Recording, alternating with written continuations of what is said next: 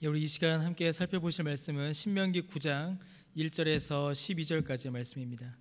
우리 주보에 있는 것과 좀 다르게 신명기 9장을 보긴 할 텐데요. 신명기 9장 1절에서 12절 말씀을 읽도록 하겠습니다. 어쩔 수 없이 다 앞에 앉으셨지만 앞에 다 앉아 계시니까 되게 좋네요. 설교하는 저로서는 굉장히 좋습니다. 가까이 계셔서. 신명기 9장 1절에서 12절까지 우리 한 절씩 나누어 읽도록 하겠습니다. 신명기 9장 1절에서 12절입니다. 제가 먼저 읽겠습니다. 이스라엘아 들으라. 네가 오늘 요단을 건너 너보다 강대한 나라들로 들어가서 그것을 차지하리니 그 성읍들은 크고 성벽은 하늘에 닿았으며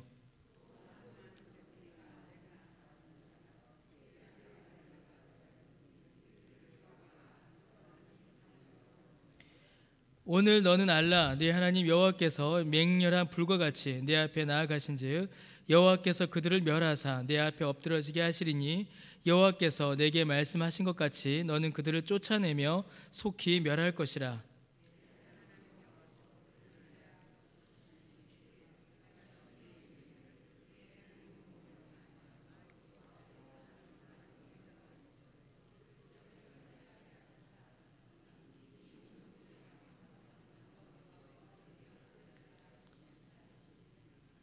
내가 가서 그 땅을 차지함은 내 공의로 말미암음도 아니며 내 마음이 정직함으로 말미암음도 아니요 이 민족들이 악함으로 말미암아 내 하나님 여호와께서 그들을 내 앞에서 쫓아내심이라. 여호와께서 이같이 하심은 내 조상 아브라함과 이삭과 야곱에게 하신 맹세를 이루려 하심이니라.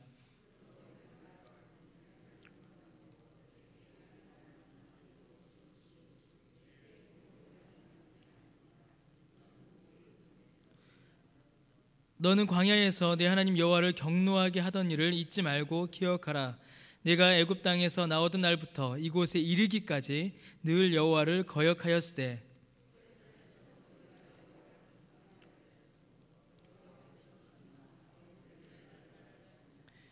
그때에 내가 돌판들 곧 여호와께서 너희와 세우신 언약의 돌판들을 받으려고 산에 올라가서 40주 40야를 산에 머물며 떡도 먹지 아니하고 물도 마시지 아니하였더니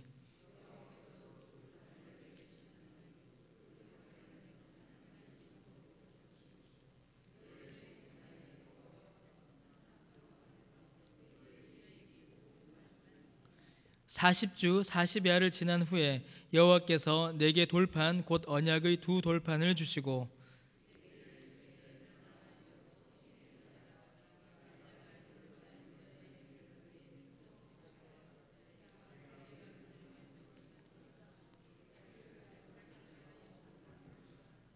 아멘. 신명기 9장 1절에서 12절까지 말씀을 함께 읽었습니다. 교회의 공사로 인해서 불편을 드려서 다시 한번 죄송하다는 말씀을 드립니다. 속히 또 공사 잘 이루어질 수 있도록 또 기도해 주시기를 부탁드리고요. 또 다시 한번 양해를 구합니다. 우리가 오늘 이제 신명기 9장의 말씀을 함께 살펴보도록 하겠습니다. 이스라엘 백성들이 가나안 땅을 눈앞에 두고 있습니다. 그들은 40년간이나 광야를 떠돌았으며 수많은 수고와 고생을 이제 겪었습니다. 그들은 애굽을 나왔고 광야에서의 거친 길과 수많은 원수들의 공격을 극복하고 이제 그들의 최종 목적지인 가나안 땅에 도착한 것입니다. 비록 40년이나 걸렸지만 그들의 그 40년의 여정은 이제 승리로 또 만족으로 마무리됩니다. 그리고 3절의 말씀과 같이 그들은 앞으로도 승리할 것입니다. 가나안에 들어가서 가나안 민족들과 전쟁을 치러야 하는 일들이 남아있긴 합니다. 그러나 그 전쟁 역시 그들은 승리할 것이다 라고 하나님께서는 모세를 통하여서 이스라엘 민족들에게 약속해 주고 계십니다. 이스라엘 민족들 앞에는 승리가 놓여 있는 것입니다. 승리는 참 좋은 겁니다. 아주 좋은 것이지요.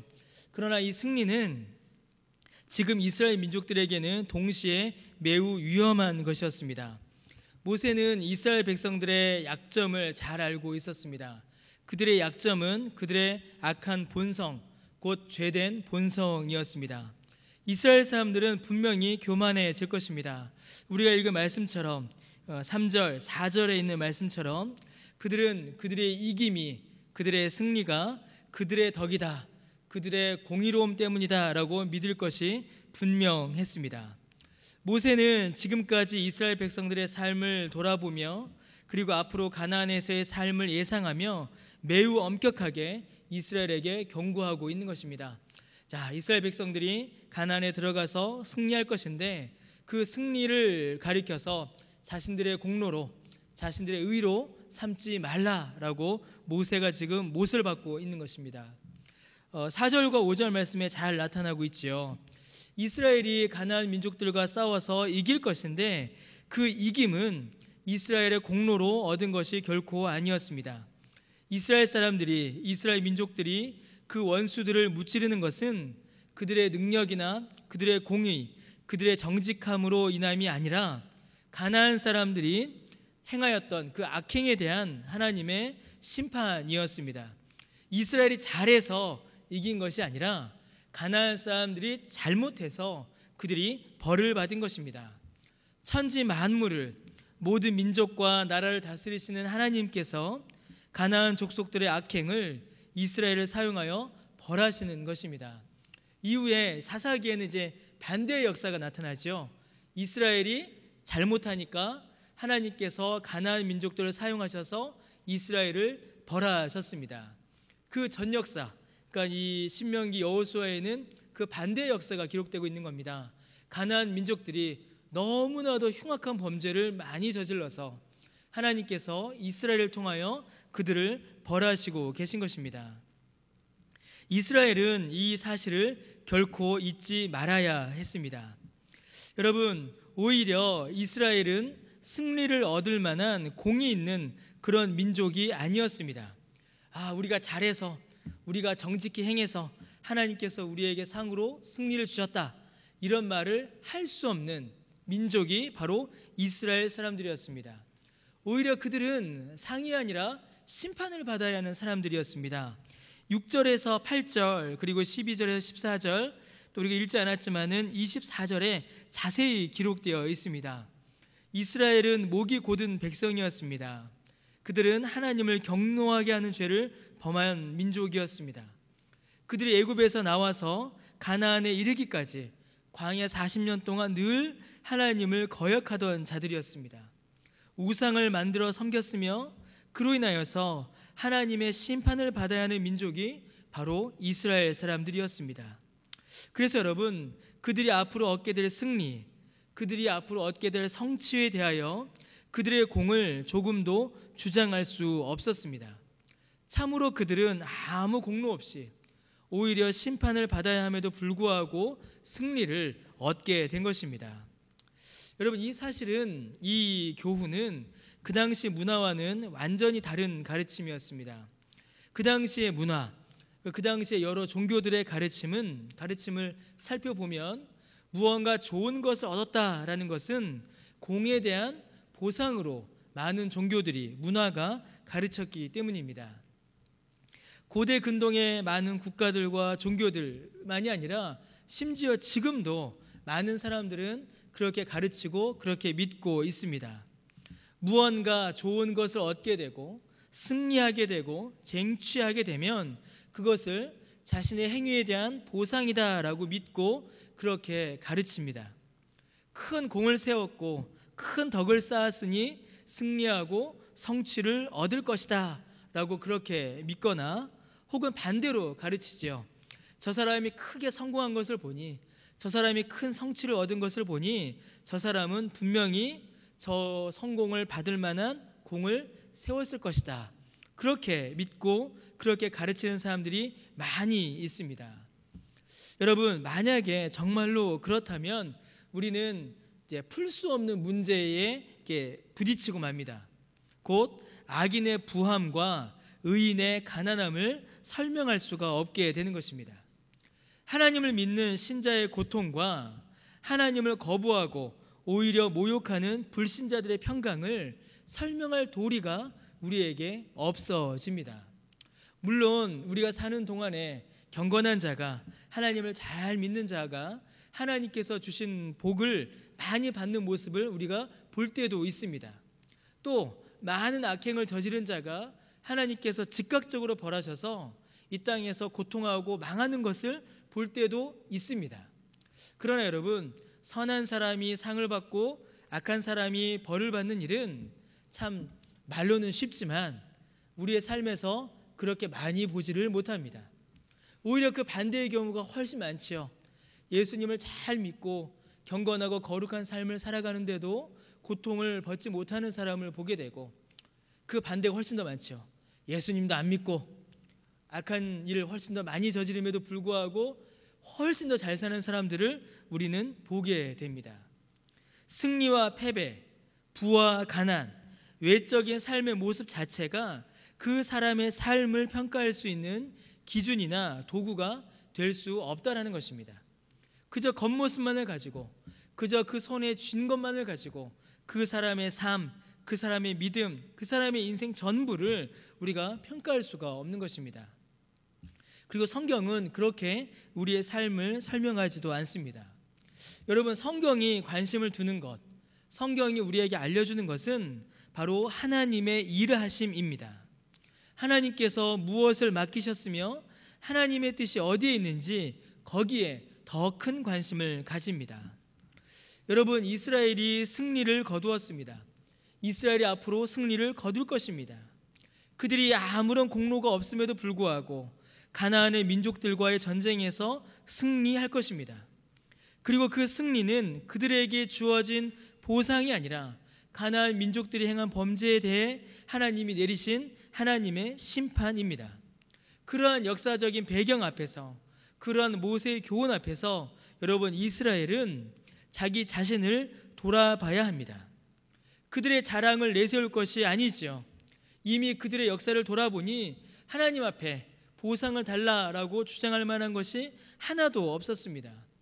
오히려 그들은 가나안 민족이 당하는 그 심판을 바라보며 자신들에게 있는 죄와 악을 발견하고 자랑이 아닌 회개의 자리로 주 앞에 나와야 했습니다.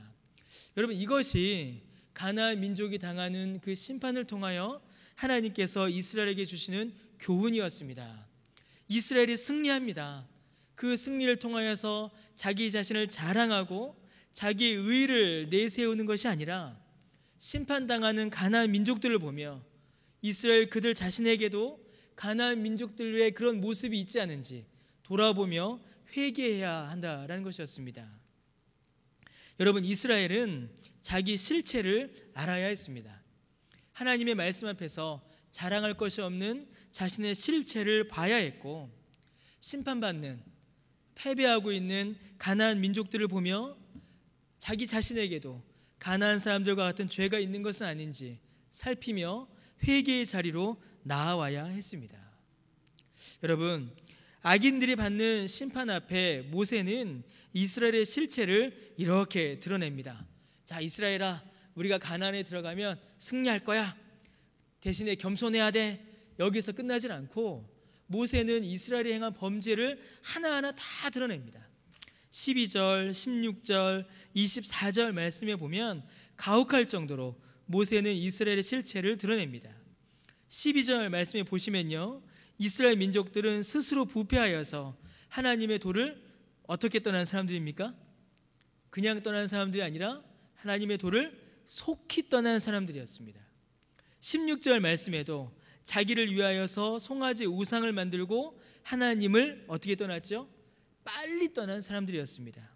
스스로 부패하였고 스스로 범죄하였으며 하나님의 도를 떠나기를, 하나님을 떠나기를 주저하지 않고 속히 떠난 자들, 그들이 이스라엘 사람들이었습니다. 그들은 하나님께 미련을 두지 않았습니다. 하나님의 말씀도 하나님도 그들의 이익과 만족을 위해서라면 속히 떠나고 마는 사람들, 속히 하나님을 버리는 사람들이 바로 이스라엘 사람들이었던 것입니다. 여러분, 그들이 이러한 삶을 살았던 그들이 어떻게 하나님 앞에 자신들의 과거를, 자신들의 역사를 자랑할 수가 있었겠습니까?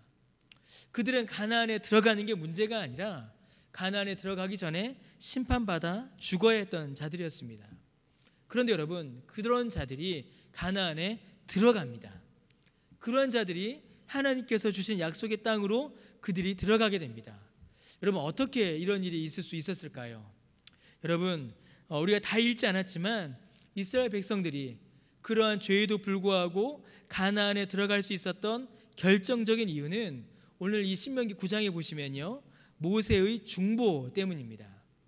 모세의 간절한 기도가 있었기 때문입니다. 여러분, 오늘 말씀에 보게 되면 모세는 이스라엘이 범죄할 때 40일을 금식하며 하나님의 은혜를 간구하였다라고 기록하고 있습니다. 18절 말씀에 또 25절 말씀에 그렇게 기록이 되어 있습니다.